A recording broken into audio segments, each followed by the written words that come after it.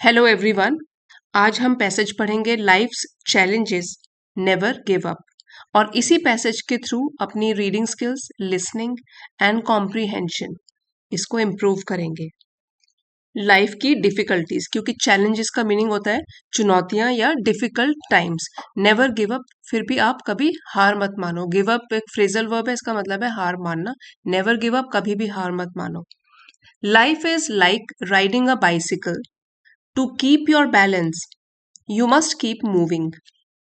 ये कोटेशन है कि जिंदगी एक तरीके से बाइसिकल चलाने की ही तरह है। लाइक कंपैरिजन किया गया है लाइफ को और बाइसिकल को, कि जैसे बाइसिकल है, अगर हमको चलानी है तो पेडल मारने ही पड़ेंगे, चलाते किस तरीके से रहना पड़ेगा। तो यही है कि अगर हमको बैलेंस बना के रखना है, संतुलन बना के रखना है अपनी लाइफ में, हमको मूव करते रहना पड़ेगा। तो जिंदगी भी एक बाइसिकल की ही तरह है।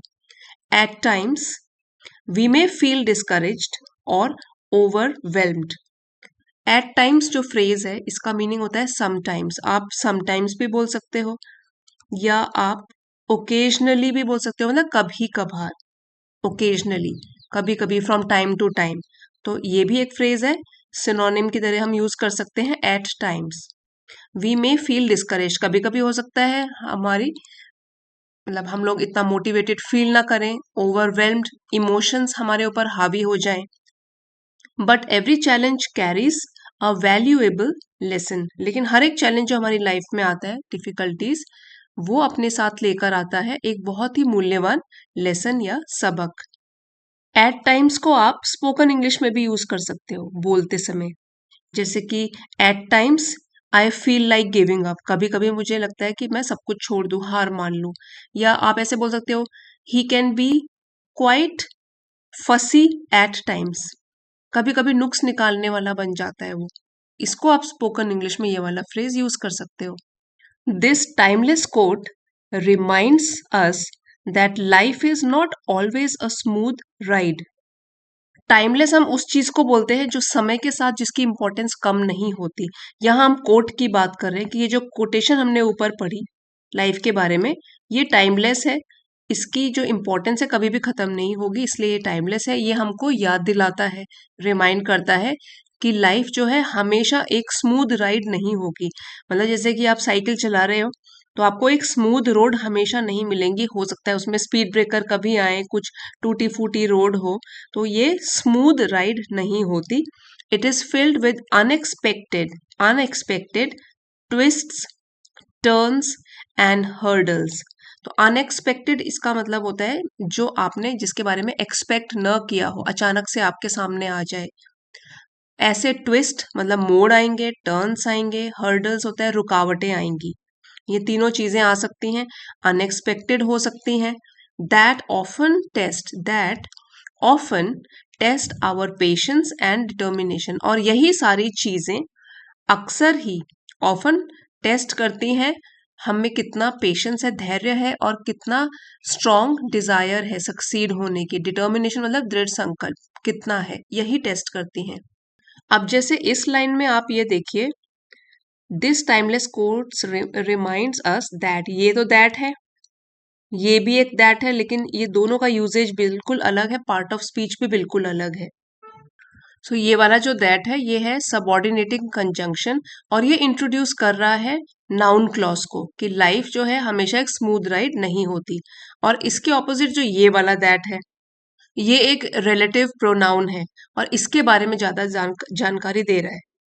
ये इन चीजों को डिस्क्राइब कर रहा है कि ट्विस्ट होंगे, टर्न्स होंगे, हर्डल्स होंगी। सो आप ऐसे भी बोल सकते हो दैट, यहाँ पे विच, इस तरीके से ये रिप्लेस कर रहा है इसको। सो ये एक रिलेटिव क्लॉज हो गया, that often test our patience and determination.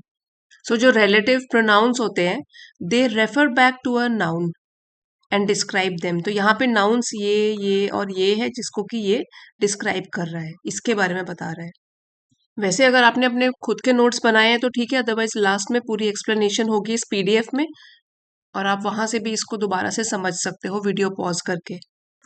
Instead of fearing difficulties, we should embrace them as opportunities to grow stronger and visor.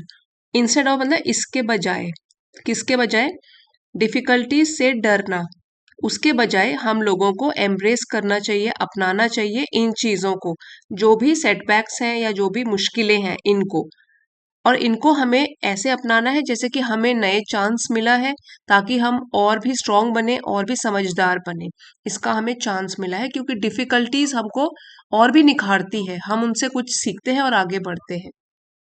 Success does not belong to those who never fall, it belongs to those who rise every time they fall.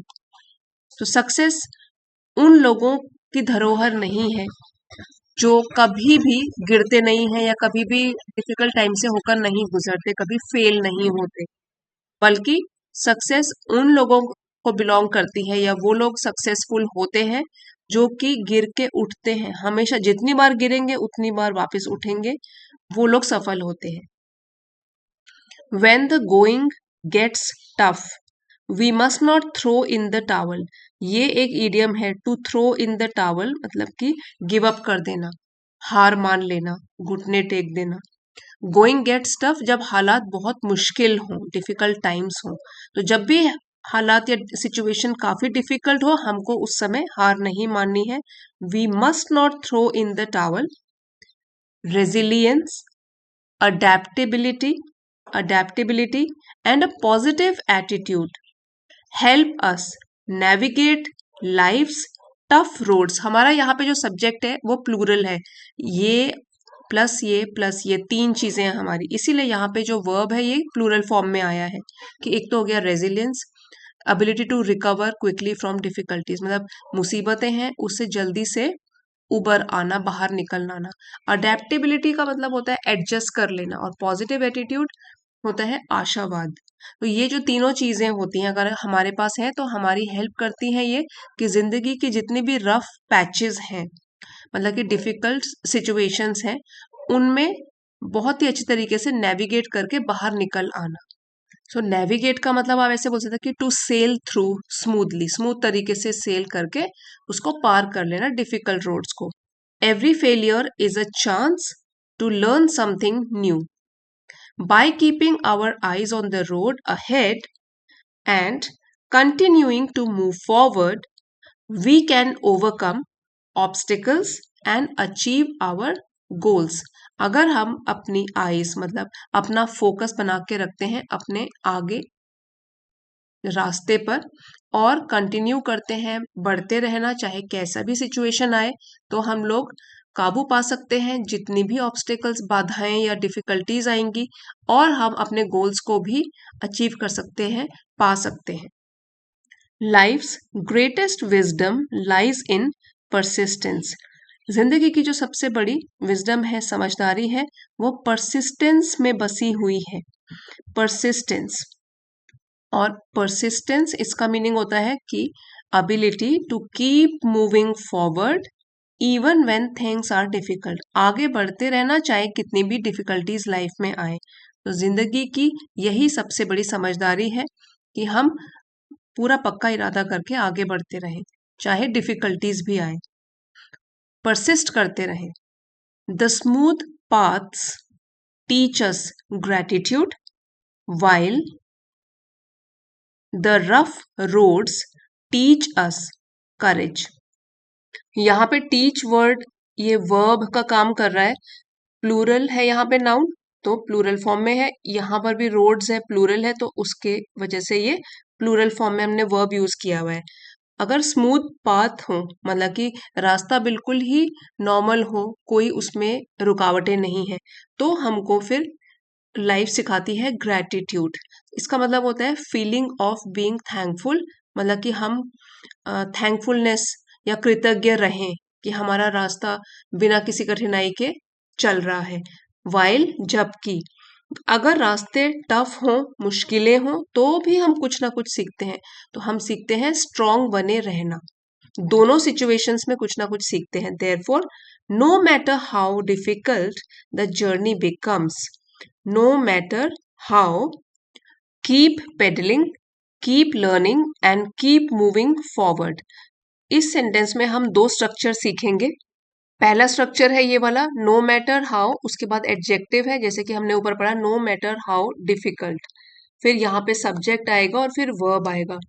यहाँ पे sentence दोबारा लिखा है no matter how difficult, ये वाला हमारा subject है the journey, और फिर जर्नी के हिसाब से यहाँ पे वर्ब है, सिंगुलर सब्जेक्ट हो गया तो सिंगुलर वर्ब।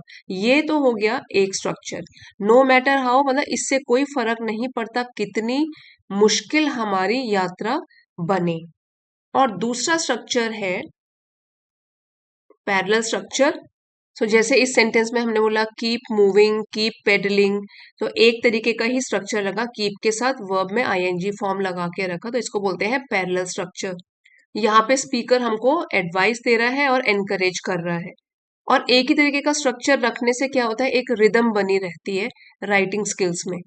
जैसे साइकिल में हम पेडल मारते रहते हैं ना, तो लाइफ में भी ऐसे बोल रहे हैं कि हार मत मानो, किसी ना किसी तरीके से जिंदगी में आगे बढ़ते चलो, कुछ सीखो, अगर सेटबैक्स हैं तो कोई बात नहीं, उससे कुछ सीखो, लेकिन आगे बढ़ते रहो, बस पीछे मुड़ के मत देखो और हार मत मानो। Keep moving forward because progress not perfection is the true की टू सक्सेस, क्योंकि प्रोग्रेस है असली चाबी सक्सेस की, परफेक्शन नहीं है। सो कहने का मतलब है सबकी ही लाइफ परफेक्ट नहीं होती, एक जैसी नहीं होती, इसलिए परफेक्शन की तलाश नहीं करनी है। As long as you are progressing, keep moving forward, यही असली चाबी है, और सक्सेस आप कभी ना कभी आपको भी सक्सेस मिलेगा।